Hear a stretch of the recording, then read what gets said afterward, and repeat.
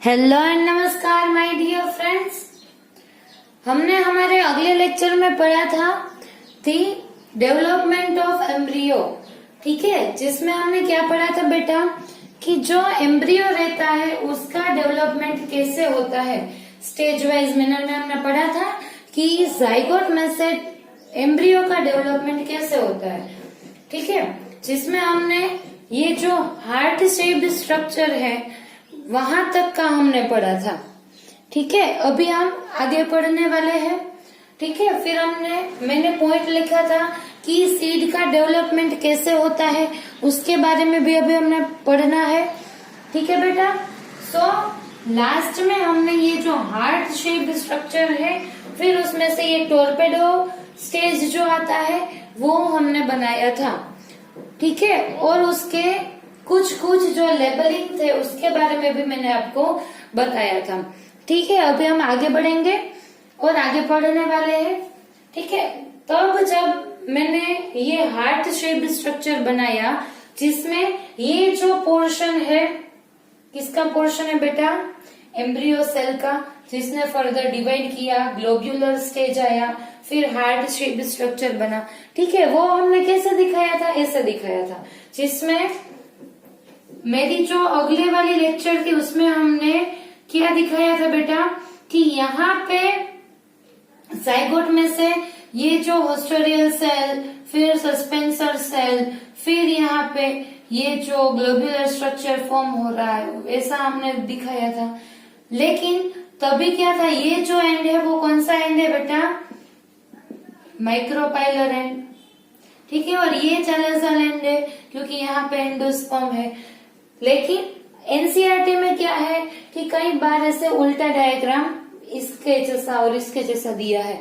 ठीक है, इसकी वजह से मैंने यहाँ पे ये जो स्ट्रक्चर है वो भी मैंने उल्टा दिखाया है। कई बार आप किसी रेफरेंस बुक में देखो तो भी आपको ऐसा स्ट्रक्चर देखने को मिलेगा। ये और कुछ नहीं बेटा, सिर्फ उल्टा करके स्ट्रक्चर दिया है। ठीक है, तभी आप कंफ्यूज ना हो, इसीलिए मैंने इस बार इस तरीका का स्ट्रक्चर ड्रॉ किया है।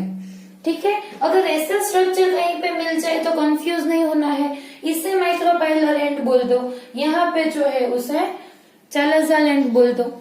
ठीक है, और कुछ नहीं है। ये जो स्ट्रक्चर है इसमें आप देख लो कि हाइपोफाइसिस यहाँ पे है। ठीक है, इसका जो टर्मिनल एंड होता है वहां का सेल हाइपोफाइसिस बनाता है। ठीक है, उसमें से रूट का फॉर्मेशन होता है, रूट के जो सारे पार्ट्स रहते हैं, स्पेशली रूट कैप का। ठीक है, वो मैंने यहाँ पे दिखाया है। और ये जो है वो ऑस्ट्रोरियल सेल है, इसका फंक्शन भी मैंने आपको बताया था कि नरिशमेंट को लेता है किसमें से, न्यूसेलस में से। ठीक है, फिर आगे जाके हार्ट शेप्ड स्ट्रक्चर में से टोरपेडो आया।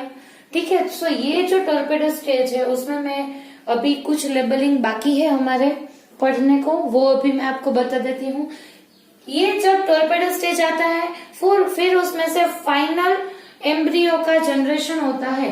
ये जो टोरपेडो है वही मैच्योर एम्ब्रियो है। ठीक है, मैच्योर, इतना क्लियर है।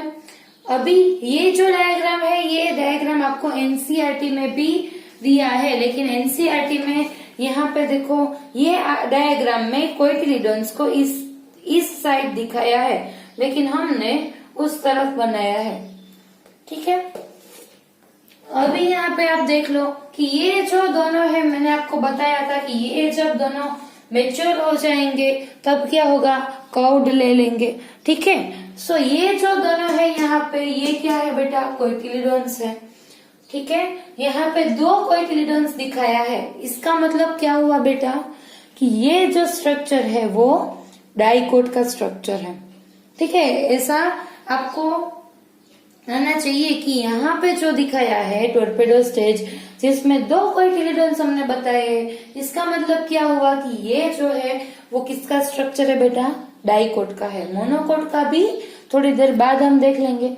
ठीक है, पहले डाइकोट का क्लियर कर देते हैं, फिर मैं आपको मोनोकोट के बारे में बताती हूँ। यहाँ पे दो कोटिलिडोन्स आपको देखने को मिले। ठीक है, फिर ये जो कोटिलिडोन्स है उसके ऊपर वाला जो स्ट्रक्चर रहता है उसको हम क्या बोलते हैं, प्लूम्यूल। याद है आपको बेटा, प्लूम्यूल और रेडिकल रहता है, ठीक है। ये जो दो कोटिलीडॉन्स है और यहाँ पे जो स्ट्रक्चर होगा उसे प्लूम्यूल बोलते हैं।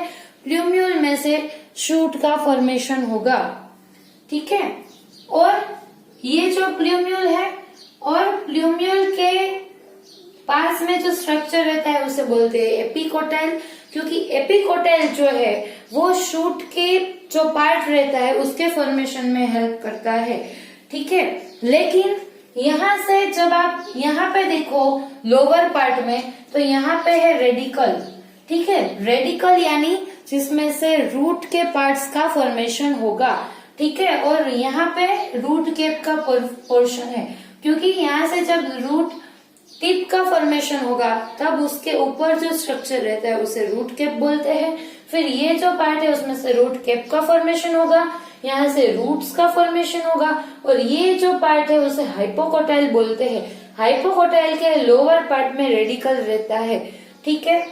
सो ये जो हाइपोकोटाइल, रेडिकल और रूट केप, ये सारा कुछ मिलके जो प्लांट के लोअर पार्ट्स रहते हैं उसका फॉर्मेशन करने में हेल्प करेंगे, ठीक है। जबकि जो प्लूम्यूल और एपिकोटाइल जो है वो शूट के फॉर्मेशन में हेल्प करेगा, ठीक है।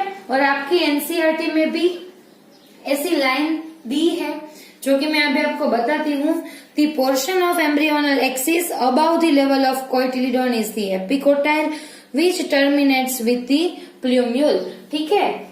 अगर आप यहाँ पे देखो कि ये जो है वो एपिकोटाइल है, एम्ब्रियोनल एक्सिस के सबसे ऊपर वाला ये जो है वो एपिकोटाइल है, जिसका आगे का पोर्शन है जो कि एपिकोटाइल है वो किस में टर्मिनेट हो रहा है, प्लूम्यूल में, ठीक है।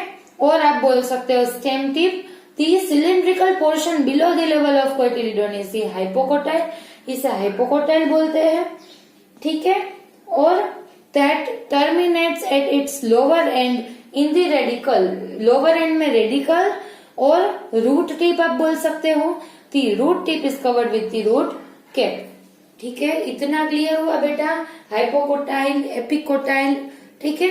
आप अगर आपकी एनसीईआरटी की फिगर में भी देख लो तो भी आपको समझ में आ जाएगा कि हाइपोकोटाइल क्या है, एपिकोटाइल क्या है, ठीक है बेटा। और ये टर्म्स जो है वो आपने आपकी 11th की टेक्स्ट बुक में भी दिए थे, हाइपोकोटाइल, एपिकोटाइल, ठीक है। इतना क्लियर है। ये टॉर्पेडो स्टेज जो कि डाइकोट का है, ठीक है, बिकॉज 2 कोटिलीडॉन्स आर हियर। सो इतना क्लियर हो गया, ठीक है। अभी आपको अब ये जो स्टेजेस है वो देख लो कि डाइकोट में ग्लोब्यूलर स्टेज आएगा, फिर हार्ट शेप्ड, फिर टॉर्पेडो जो कि मैच्योर स्टेज है। और अगर आप सीड की बात करो, मैंने यहाँ पे सीड का स्ट्रक्चर भी ड्रॉ करके दिया है ताकि आपको रिवाइज हो जाए और अच्छे से समझ सको कि ये जो है दोनों कोटिलीडॉन है, ये एम्ब्रियोनल एक्सिस है जिसके अपर पार्ट में प्लूम्यूल है और लोअर पार्ट में क्या है बेटा, रेडिकल दिया है, ठीक है। इतना क्लियर है। ये कोटिलीडॉन्स है जो कि फूड रिजर्व का काम करते हैं, ठीक है। ज्यादातर मोनोकोट में एंडोस्पर्म रहता है, डाइकोट में एंडोस्पर्म रहता नहीं है, वो सारा का सारा एंडोस्पर्म है जो कि यूज अप हो जाएगा। इतना क्लियर है बेटा, ठीक है। सो अभी हम क्या करने वाले हैं, मोनोकोट का जो स्ट्रक्चर है उसके बारे में भी पढ़ लेते हैं, ठीक है। ओके बेटा, सो आप अभी यहाँ पे देख लो, हमने डाइकोट की बात कर ली, ठीक है। अभी हम किसके बारे में पढ़ने वाले हैं, मोनोकोट के बारे में। मैंने यहाँ पे आपके लिए डायग्राम बना के रखा है, ठीक है। सो इसके ऊपर से आप समझ सकते हो कि मोनोकोट में कैसी कंडीशन रहती है, ठीक है। मोनोकोट का थोड़ा सा डिफिकल्ट होगा क्योंकि, लेकिन ज्यादा आपको इसके बारे में पढ़ना नहीं है, ठीक है। लेकिन मैं आपको बता देती हूँ अभी थोड़ा सा जो बेसिक आपको मालूम होना चाहिए, ठीक है। हमने क्या पढ़ा था डाइकोट में बेटा कि जाइगोट में से पहले प्रो एम्ब्रियो लेवल बनेगा, ठीक है, प्राइमरी स्टेज, फिर उसमें से ग्लोब्यूलर जो है वो बनेगा स्टेज, फिर हार्ट शेप्ड, फिर टॉर्पेडो जो कि मैच्योर है। लेकिन मोनोकोट में कैसा होगा बेटा, प्रो एम्ब्रियो के बाद में जो लेवल आएगा दैट इज ग्लोब्यूलर, ठीक है, वहां तक सेम है, लेकिन उसके बाद जो बनेगा दैट इज स्क्यूटेलर स्टेज, एंड उसके बाद जो बनेगा दैट इज कोलियोप्टाइलर स्टेज। ठीक है, ये जो सारी स्टेज जो मोनोकोट में रहती है उसके बारे में आपको अभी डिटेल में पढ़ना नहीं है, लेकिन इसके नाम आपको आने चाहिए। ठीक है, जो प्रो एम्ब्रियो, जाइगोट में से प्रो एम्ब्रियो बनेगा, फिर उसके बाद आएगा ग्लोब्यूलर स्टेज, फिर आएगा स्क्यूटेलर स्टेज, और उसके बाद आएगा कोलियोप्टाइलर स्टेज।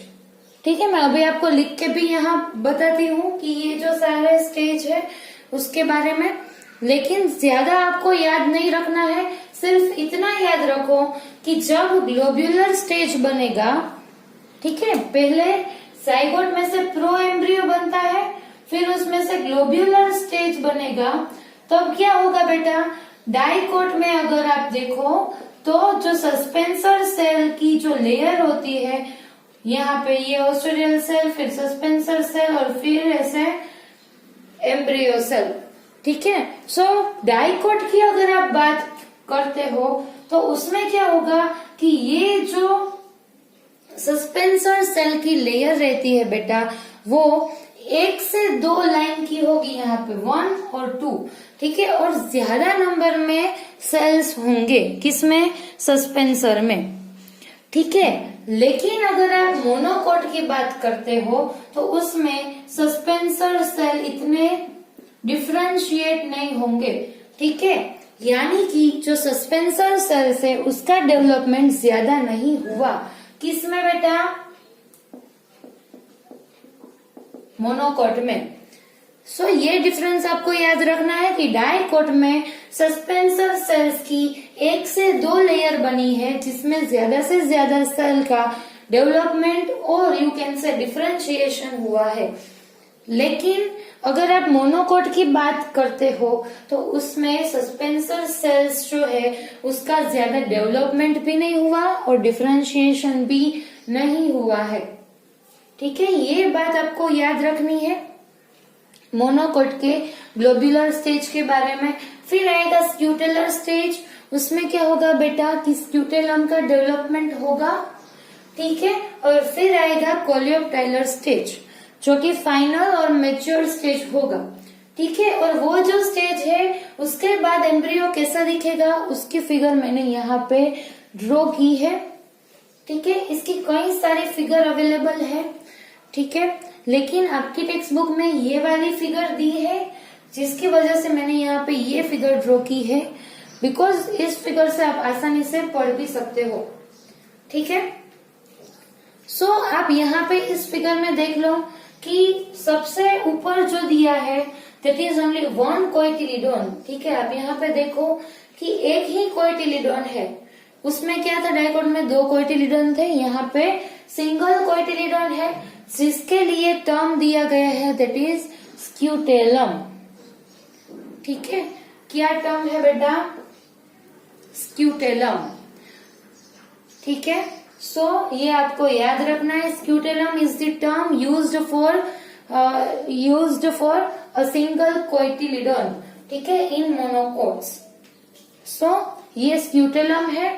फिर आप देख लो ये वाली फिगर में, यहाँ पे शूट एपेक्स फॉर्म होगा ऐसा दिखाया है, यानी कि यहाँ पे प्लूम्यूल होगा जिसमें से शूट एपेक्स फॉर्म होगा, प्लूम्यूल में से होता है। ठीक है, पहले मैं आपको आपकी एनसीईआरटी वाली फिगर एक बार बता देती हूँ, फिर मैं आपको ये वाली जो फिगर है जिससे आप फेमिलियर भी हो उसमें एक बार आपको क्लियर कर दूंगी। ठीक है, ये जो शूट एपेक्स है यानी कि जो प्लूम्यूल का रीजन होता है वो वाला रीजन है।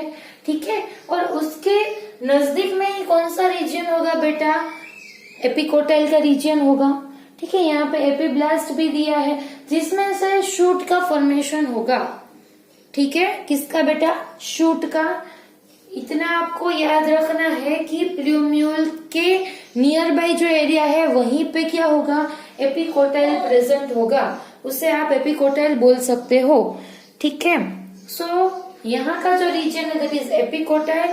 फिर आप यहाँ नीचे आ जाओ, सो ये वाला जो रीजन है जिसमें रेडिकल दिया है, रेडिकल यानी region which further differentiate and form the root system, इतना आपको मालूम है। और रेडिकल के पास में जो रीजन रहता है उसे आप क्या बोलते हो बेटा, हाइपोकोटाइल, ठीक है। क्योंकि हाइपोकोटाइल में से क्या होगा कि जो प्लांट के लोअर पार्ट्स फॉर्म होंगे, ठीक है। यहाँ पे एपिकोटाइल और यहाँ पे क्या रहेगा, हाइपोकोटाइल। और रूट सिस्टम है, उसके आगे दिया है रूट कैप। रूट कैप तो होनी ही चाहिए, आपको मालूम है बेटा कि रूट कैप क्या करता है, जो रूट टिप का जो स्ट्रक्चर रहता है उसे प्रोटेक्शन प्रोवाइड करता है, ठीक है।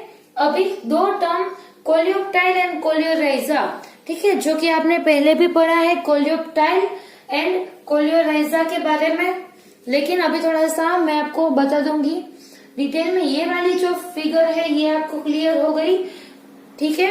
अभी मैं वो वाली फिगर आपको बता देती हूँ। यहाँ पे आप देख लो कि ये वाली जो फिगर है इसमें मोनोकोट है, यानी उसमें एंडोस्पर्म होगा प्रेजेंट। आपको याद है बेटा, डाइकोट में एंडोस्पर्म नहीं होता, मोनोकोट में एंडोस्पर्म प्रेजेंट है, ठीक है। सो यहाँ पे आप देख लो कि ये जो है यहाँ पे एंडोस्पर्म प्रेजेंट है। ये फिगर आपने पहले भी देखी है मोनोकोट सीड के बारे में जब आपने 11th में पढ़ा, ठीक है। ये वही फिगर है, लेकिन आप इसमें अच्छे से समझ सकते हो, इसकी वजह से मैंने यहाँ पे ड्रॉ की है, ठीक है। यहाँ पे आप देख लो, अगर हम सीड की बात करते हैं, ठीक है, इसमें तो यहाँ पे सबसे बाहर जो है वहां सीड कोट दिया है, ठीक है। ये जो फिगर है वो एम्ब्रियो की है, जो देखो बेटा कंफ्यूज मत होना, ये जो फिगर है वो एम्ब्रियो की है, मोनोकोट एम्ब्रियो, ठीक है। और इसके जो सारे स्ट्रक्चर है वही स्ट्रक्चर है, ठीक है। लेकिन यहाँ पे मैंने जो फिगर ड्रॉ की है वो किसकी है, मोनोकोट सीड की फिगर है, ठीक है। कंप्लीट जो ओव्यूल जो है वो सीड में कन्वर्ट हो गया, ठीक है। लेकिन एम्ब्रियो के जो सारे पार्ट्स है वो यहाँ पे दिए हैं, इसमें कहीं पे एंडोस्पर्म नहीं आएगा। क्यों? क्योंकि ये एम्ब्रियो की फिगर है। अभी ये जो एम्ब्रियो की फिगर है वो इसका जो एम्ब्रियो है यानी कि यहाँ पे रहेगा, फिर ये जो सारे पार्ट्स है वो यहाँ पे आपको देखने हैं, और एंडोस्पर्म भी होगा तो वो यहाँ पे, ठीक है। ओव्यूल जो कि फर्दर सीड में कन्वर्ट हो जाएगा, ठीक है, उसकी जो फिगर है वो मैंने यहाँ पे दी है। लेकिन ये तो सिर्फ एम्ब्रियो की फिगर है, यानी कि सीड का जो एम्ब्रियो का पार्ट होगा यानी कि इतना पार्ट वो यहाँ पे है। समझ में आ रहा है बेटा? लेकिन ये जो सारा स्ट्रक्चर है वो ये फिगर थोड़ी सी डिफिकल्ट है, इसकी वजह से मैंने यहाँ पे जिससे आप फेमिलियर हो वो वाली फिगर में मैंने ली है, ताकि आप इजीली अंडरस्टैंड कर सको, ठीक है। आपको क्या करना है, बेसिक सब सारे के सारे जो स्ट्रक्चर है उसके फंक्शन आपको आने चाहिए, ठीक है। इसकी वजह से ये फिगर जो है वो अभी आप कहाँ पे देखोगे, यहाँ पे, बिकॉज ये जो है वो एम्ब्रियो का पार्ट है, ये वाला। इतना क्लियर है? कंफ्यूज मत होना, दोनों एक ही नहीं है। ये सीड की कंप्लीट फिगर है और ये सिर्फ और सिर्फ एम्ब्रियो की फिगर है। क्लियर हुआ बेटा? ओके। अभी आप सीड की सीड कोट देख लो, सराउंडिंग जो लेयर होगी दैट इज सीड कोट। उसके बाद जो ये लेयर आती है that is aleurone layer. Aleurone layer वो क्या है बेटा, इसमें न्यूट्रिशन स्टोर होगा, ज्यादा से ज्यादा एल्यूरोन लेयर जो है उसमें प्रोटीन प्रेजेंट रहता है, ठीक है। इसके बारे में भी आपने आगे पढ़ा है। फिर यहाँ पे आप देख लो एंडोस्पर्म है जो कि नरिशमेंट प्रोवाइड करेगा, ठीक है। फिर यहाँ पे आ जाओ जो कि अभी हमें पढ़ना है, एम्ब्रियो, ठीक है। यहाँ पे आप देख सकते हो कि स्क्यूटेनम यानी कि कोइटिलिडोन दिखाया है आपको, यहाँ पे कोइटिलिडोन प्रेजेंट होगा, ठीक है। फिर आप देख लो कि ये जो रीजन है कोइटिलिडोन से जो नजदीक का जो रीजन है दैट इज यहाँ पे क्या होगा बेटा, रेडिकल होगा, ठीक है। मैंने यहाँ पे नहीं लिखा है लेकिन लिख देती हूँ, ठीक है। ये जो है दैट इज कोलियोराइजा, जो कि मैंने यहाँ पे भी लिखा है। सो रेडिकल यानी कि जो रूट सिस्टम है उसके ऊपर एक कवरिंग प्रेजेंट रहता है, ठीक है, एक शीथ लाइक स्ट्रक्चर है जो कि रूट सिस्टम को कवर करेगा, दैट इज कोलियोराइजा। यहाँ पे मोनोकोट में आप देख लो कि अगर आप शूट सिस्टम की बात करो या तो रूट सिस्टम की बात करते हो, सब में शूट सिस्टम के ऊपर भी, जिसमें से शूट सिस्टम फॉर्म होगी उसके ऊपर भी यहाँ पे, और रूट सिस्टम फॉर्म होगी उसके ऊपर भी एक शीथ लाइक स्ट्रक्चर यानी कि कवरिंग प्रेजेंट रहता है। ठीक है, सो ये जो कवरिंग है उसके बारे में आपको मोनोकोट में पढ़ना होगा कि जो रेडिकल है यहाँ पे उसके ऊपर जो कवरिंग रहता है दैट इज कोलियोराइजा, और जो शूट सिस्टम है यानी कि यहाँ प्लूम्यूल की जब आप बात करो तो आपको समझ लेना होगा कि जिसमें से शूट फॉर्म होता है। ठीक है, सो जो ये प्लूम्यूल है उसके ऊपर भी एक कवरिंग प्रेजेंट होगा जिससे हम क्या बोलते हैं बेटा, कोलियोप्टाइल। ठीक है, सो ये जो दोनों नाम है ये आपको याद रखने हैं बेटा, कोलियोप्टाइल एंड कोलियोराइजा। ठीक है, अभी आप देख लो कि मैंने क्या बोला था बेटा कि शूट सिस्टम की नजदीक में एपिकोटाइल प्रेजेंट रहता है। यहाँ पे जो टिश्यू रहती है उसे क्या बोलते हैं, सेल्स, इसे एपिकोटाइल बोलते हैं, और यहाँ जिसमें से लोअर पार्ट जनरेट होने वाले हैं उसे बोलते हैं हाइपोकोटाइल। याद है बेटा आपको, अभी ये सीड जर्मिनेट होगा तो क्या होगा, रेडिकल में से रूट सिस्टम का फॉर्मेशन होगा, हाइपोकोटाइल में से जो लोअर पार्ट बनेंगे, फिर यहाँ पे आप देख लो कोलियोप्टाइल, और फिर प्लूम्यूल में से शूट सिस्टम का फॉर्मेशन होगा, फिर एपिकोटाइल यानी कि अपर पार्ट फॉर्म होंगे, एंडोस्पर्म जो की है वो यूज हो जाएगा, एल्यूरोन लेयर है वो भी यूज हो जाएगी। ठीक है, इसकी डेवलपमेंट में आप इमेजिन कर सकते हो, इसमें से अगर ये जो वाली सीड है उसे आप जर्मिनेट करो तो कैसे यहाँ आप पूरा का पूरा प्लांट इमेजिन कर सकते हो बेटा। ठीक है, बहुत इजी है, यहाँ से रूट सिस्टम का फॉर्मेशन कर दो, lower plant, shoot system, upper part, कितना इजी है बेटा। ठीक है, सो ये जो दोनों फिगर है ये आपको याद रखनी है। अभी एक बार एनसीईआरटी से मैच करके देख लो, आपको अच्छे से समझ में आ जाएगा। ठीक है, दूसरा तो कुछ है नहीं, आपको इसके एग्जाम्पल्स याद रखने, मोनोकोट और डाइकोट के, वो तो आपको मालूम है। अभी एक बार मैं आपको एनसीईआरटी में से दिखा देती हूँ कि जो फिगर यहाँ पे दी है बेटा उसके बारे में अभी मैं आपको दिखा देती हूँ। आप देख लो एक बार कि ये जो फिगर है अपर में, आप देखो अपने 37 नंबर के पेज पे, इसमें से आपको इसलिए दिखा रही हूँ क्योंकि ये भी आपको आनी चाहिए। ठीक है, यहाँ पे आप देख लो कि 2 कोटिलीडोन प्रेजेंट है, ये डाइकोट की बात कर रहे हैं। ठीक है, फिर ये जो स्ट्रक्चर आपको दिया है जिसमें सीड कोट है, एंडोस्पर्म है, कोटिलीडोन दिया है। ठीक है, फिर हाइपोकोटाइल रूट एक्सिस, फिर शूट एपिकल मेरिस्टम यहाँ से जनरेट होगा, और रूट टिप। यहाँ पे एंडोस्पर्म दिया है, इसका क्या मतलब है बेटा, एंडोस्पर्म होगा लेकिन क्या होगा, फिर आगे जाके वो यूज्ड अप हो जाएगा। ठीक है, ऐसा नहीं है कि एंडोस्पर्म नहीं होगा, एंडोस्पर्म तो होगा ना बेटा, क्योंकि पोलर न्यूक्लियाई है, वो जो है वो मेल गैमेट्स के साथ फ्यूज तो हो गए। ठीक है, फिर इसमें से पीएन होगा, फिर पेन में से एंडोस्पर्म जनरेट होगा। लेकिन क्या होता है बेटा, मैंने आपको पहले भी बताया कि कई जो सीड रहते हैं उसमें एंडोस्पर्म कंप्लीटली यूज्ड अप हो जाएगा, लेकिन लेकिन कुछ जो सीड रहते हैं जिसमें कंप्लीट यूज नहीं होता।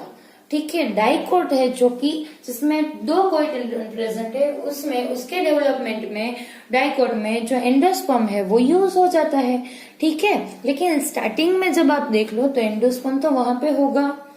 ठीक है, ऐसा तो नहीं है, लेकिन आगे जाके यूज्ड अप हो जाएगा, जबकि मोनोकोट में एंडोस्पर्म एज इट इज यहाँ पे है। समझ सकते हो आप बेटा। ठीक है, फिर हम मोनोकोट की बात कर ले, लेकिन यहाँ पे तो कुछ और फिगर दी है। आप बोलोगे ऐसा नहीं है बेटा, ये जो फिगर है वो यहाँ पे आप देख सकते हो कि इसमें क्या है बेटा, एंडोस्पर्म है जो कि नीचे दिया है, हमारी फिगर में एंडोस्पर्म ऊपर दिया है। ठीक है, फिर यहाँ पे आप देख लो कोटिलीडोन है जो कि यहाँ पे है, फिर वो मैंने यहाँ पे लेबल किया है कोटिलीडोन, ठीक है। सीड कोट तो वहां पे है, ठीक है। फिर शूट एपिकल मेरिस्टेम, ठीक है। एंडोस्पर्म की साइड में यहाँ पे आप देख लो कि shoot apical meristem, hypocotyl, root axis, root tip, ठीक है।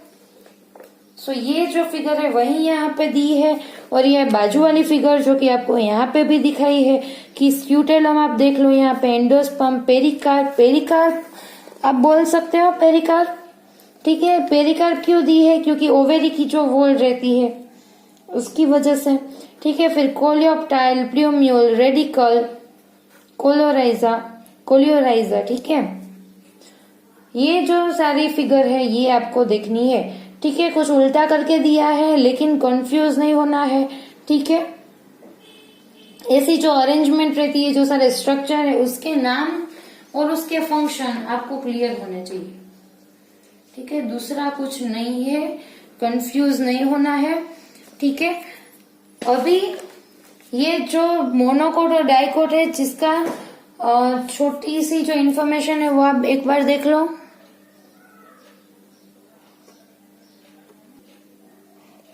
यहाँ पे है एम्ब्रियोजेनी, यानी कि early stage of embryo development, ये टर्म आपको याद रखना है, एम्ब्रियोजेनी, ठीक है। डाइकोट में आप देख लो, जाइगोट में से pro embryo, globular, heart shaped, mature embryo, जबकि मोनोकोट में प्रो एम्ब्रियो, ग्लोब्यूलर, स्क्यूटेलर, कोलियोप्टाइलर स्टेजेस, ठीक है। ये जो सारे स्टेज का मैंने आपको नाम यहाँ पे लिख के दिया है, ठीक है। अगर आप यहाँ पे देख लो एम्ब्रियोनल एक्सिस एंड 2 कोटिलीडोन्स, लेकिन यहाँ पे single cotyledon that is scutellum, then epicotyl and hypocotyl, ठीक है। ये जो सारे स्ट्रक्चर है, ठीक है, ये स्ट्रक्चर इसमें भी है, लेकिन यहाँ पे जो 2 टर्म आपको याद रखने हैं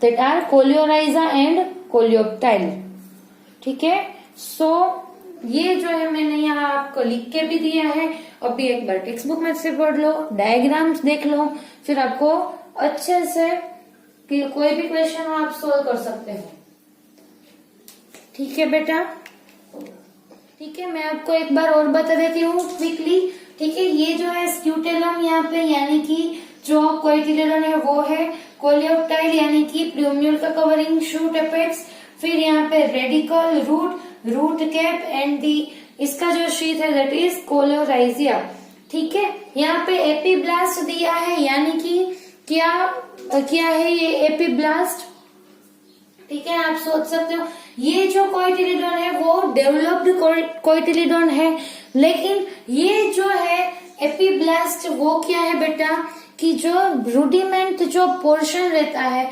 कोटिलीडोन का, सेकेंड कोटिलीडोन का, यानी कि ये जो है कोटिलीडोन का पार्ट है लेकिन इतना डेवलप नहीं हुआ। 2 कोटिलीडोन होते हैं बेटा, ठीक है, लेकिन इसमें क्या होता है, हार्ट शेप्ड स्ट्रक्चर नहीं आता एम्ब्रियो का, ठीक है। ग्लोब्यूलर में से अगर हार्ट शेप्ड स्ट्रक्चर आए तभी क्या होगा कि दोनों कोटिलीडोन है वो इक्वली डेवलप होंगे, लेकिन यहाँ पे स्क्यूटेलर स्टेज आता है जिसमें क्या होता है कि सिर्फ एक कोटिलीडोन है जो कि डेवलप कर जाता है और वो स्क्यूटेलम बना लेता है, इसकी वजह से उसको स्क्यूटेलर स्टेज बोलते हैं, ठीक है। लेकिन जो दूसरा कोटिलीडोन है जो जिसका डेवलपमेंट नहीं होता और वो ऐसा स्ट्रक्चर बना लेता है जिसे क्या बोलते हैं, एपीब्लास्ट, ठीक है। वो आगे जाके नहीं रहता, लेकिन यहाँ पे दिया है टेक्स्ट बुक में जो कि है एपीब्लास्ट, ठीक है।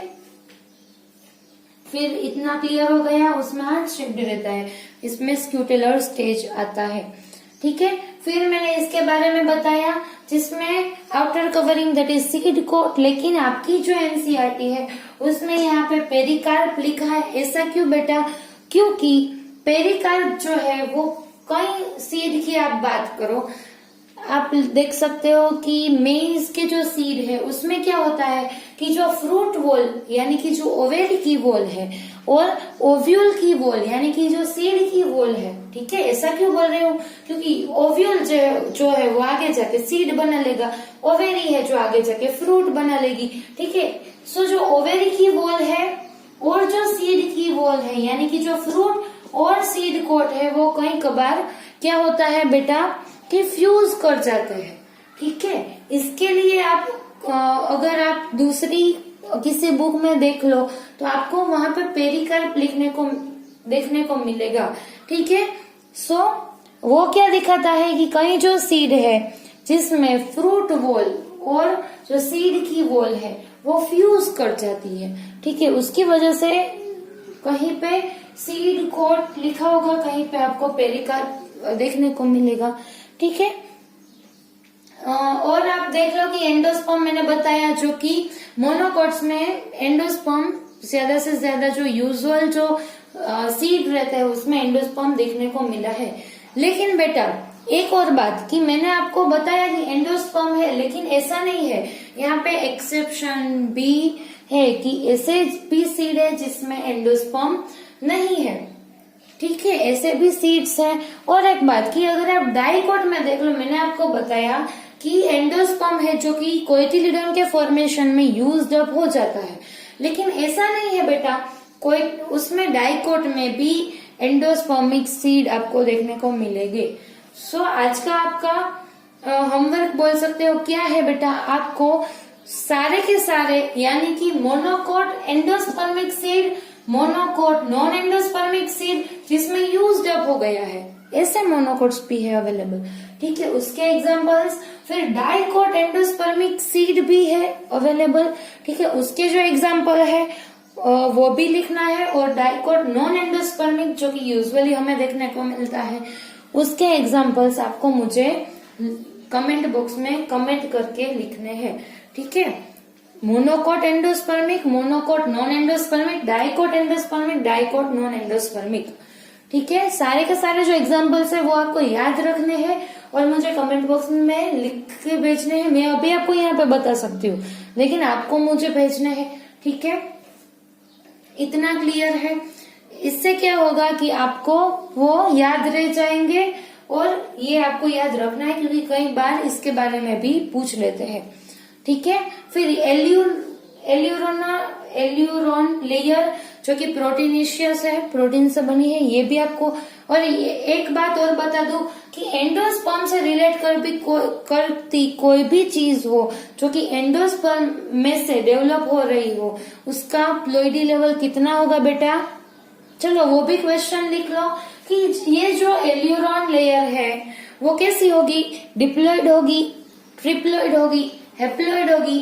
ठीक है, ये आपको मुझे आंसर करना है विथ रीजन कि क्यों मैम ये क्यों हेप्लॉइड है या क्यों डिप्लॉइड है या ट्रिप्लॉइड है, उसका रीजन भी मुझे लिख के भेजो। ठीक है, और इसका रीजन और इसकी प्लोइडी लेवल आपको खुद सोच के मुझे बताना है, गूगल पे सर्च नहीं करना है। ठीक है, ये एल्यूरोन लेयर जो है उसकी प्लोइडी लेवल क्या है, ठीक है, उसके बारे में मुझे बता दो। एंडोस्पर्म की तो मालूम है कैसा होगा, 3n होगा, pn में से जनरेट हुआ है, pn 3n था, ये भी 3n होगा। ठीक है, एल्यूरोन लेयर उसके बारे में बता दो, बहुत आसान है, थोड़ा सा सोचना है। ठीक है, फिर यहाँ पे मैंने एम्ब्रियो की जो सारी स्ट्रक्चर है उसके बारे में मैंने आपको बता दिया है। ठीक है, अगर फिर भी आपको कोई भी कंफ्यूजन हो, कोई भी जगह पे आपको नहीं समझ में आ रहा, क्वेरी है, तो आप मुझे कमेंट बॉक्स में कमेंट कर सकते हो। ठीक है, मैं आपको बता दूंगी कि इसका फंक्शन दोबारा समझा दूंगी। ठीक है, नेक्स्ट लेक्चर में कि इसका फंक्शन ये था और ये है। ठीक है, अभी आपको ये वीडियो अच्छा लगा बेटा, so like share and subscribe, और नेक्स्ट वीडियो में हम जो डिटेल में सीड और फ्रूट के बारे में बात करने वाले हैं, फिर थोड़ा सा ही पोर्शन बचेगा। ठीक है, फिर हम ये चैप्टर को खत्म कर देंगे। ठीक है, 1 या 2 लेक्चर में आसानी से, नेक्स्ट लेक्चर में शायद। ठीक है बेटा, सो अगर आपको ये वीडियो अच्छा लगा है so like share and subscribe, और अगर आपको कोई भी क्वेरी है मुझे मैसेज कर दो। ठीक है, कमेंट बॉक्स में कमेंट कर दो, मैं आपको दोबारा समझा दूंगी। ओके बेटा, so thank you so much for watching this video. ऐसे ही पढ़ते रहो और मुझे अच्छा लगेगा। थैंक यू बेटा, बाय बाय।